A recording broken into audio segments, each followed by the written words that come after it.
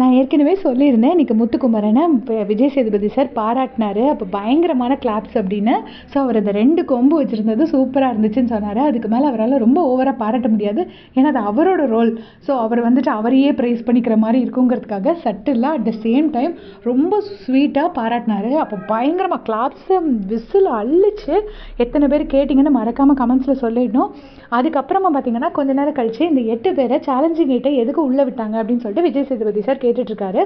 அப்போ வந்து அர்ணவ் ஆன்சர் பண்ணுறாங்க. அர்ணவ் வந்து விஜய் சேதுபதி சார் கேட்ட கொஸ்டினுக்கு ஆன்சர் பண்ணாமல் மாற்றி மாற்றி ஏதோ சொல்லிட்டு இருக்காரு. சொல்லும்போது முத்துக்குமரனை ஃப்ரேமில் காட்டுறாங்க. அவர் வந்துட்டு ஐயோ இவன் இப்படி வளர்றானே அப்படிங்கிற மாதிரி பார்த்து முத்துக்குமரன், தீபக், ஜாக்லின் 3 பேரையும் காட்டுறாங்க. 3 பேத்துக்குமே ஃபேன் பேஸ் ஜாஸ்தி. அதில் முத்துக்குமரனுக்கு சொல்லவே வேணாம், கேட்கவே வேணாம்.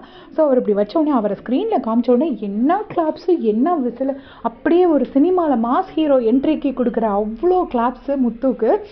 செம்ம ஹாப்பியாக இருந்துச்சு. நல்லா உட்காந்துட்டு இருந்தவன் எந்திரிச்சு நின்று பார்க்குறேன் வீட்டில். அவ்வளோ சூப்பராக இருந்துச்சு. அதுக்கப்புறமா வந்து திரும்பவும் ஸ்க்ரீனில் காமிக்கிறாங்க. திரும்பவும் காமிச்சோடனே திரும்பவும் பயங்கரமாக எல்லோரும் சிரிக்கிறாங்க, கிளாப்ஸ் பண்ணுறாங்க. அர்ணவ் பார்க்க பாவமாக இருந்துச்சு. சார் எதுக்கு பாராட்டுறாங்க என்னன்னே ஒன்றுமே புரியலையே சார் அப்படின்னு அர்ணவ் கேட்குறாரு. உடனே விஜய் சேதுபதி சார் உங்களை தான் பாராட்டுறாங்க அப்படிங்கிறாரு. அவர் கண்ணை சிரிக்குது. நான் ஏற்கனவே சொல்லியிருக்கேன் விஜய் சேதுபதி சார் வந்து ஒரு சரியான முத்துக்குமரன் ஃபேனுன்னு. அதை நான் பல தடவை நோட்டீஸ் பண்ணியிருக்கேன். ஸோ இன்றைக்கும் அந்த ஃபேன் தான் உள்ளுக்கு இருந்து பயங்கரமாக சிரிச்சிட்டு இருந்தது. அப்புறம் வந்து திரும்பவும் முத்துக்குமரன் வந்துட்டு ஐயோன்னு தீபக்கை கடிக்க போகிறாரு. தீபக் எந்திரிச்சு நின்று சிரிக்கிறாரு. அர்ணவ் தப்பாக ஏதோ சொல்கிறாரு அப்படின்னு சொல்லிட்டு. பட் என்ன ஒரே ஒரு வருத்தமான விஷயம், நாளைக்கு இந்த டூவை பிரிஞ்சிருவாங்க.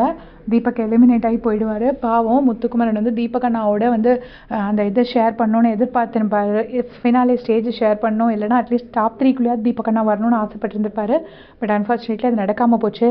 இன்றைக்கி முத்துக்கு விசில் அள்ளிச்சு. எத்தனை பேர் செம்ம ஹாப்பியாக என்ஜாய் பண்ணிங்கன்னு மறக்காமல் கமெண்ட் செக்ஷனில் சொல்லிவிடுங்க. தேங்க்ஸ் ஃபார் வாட்சிங்.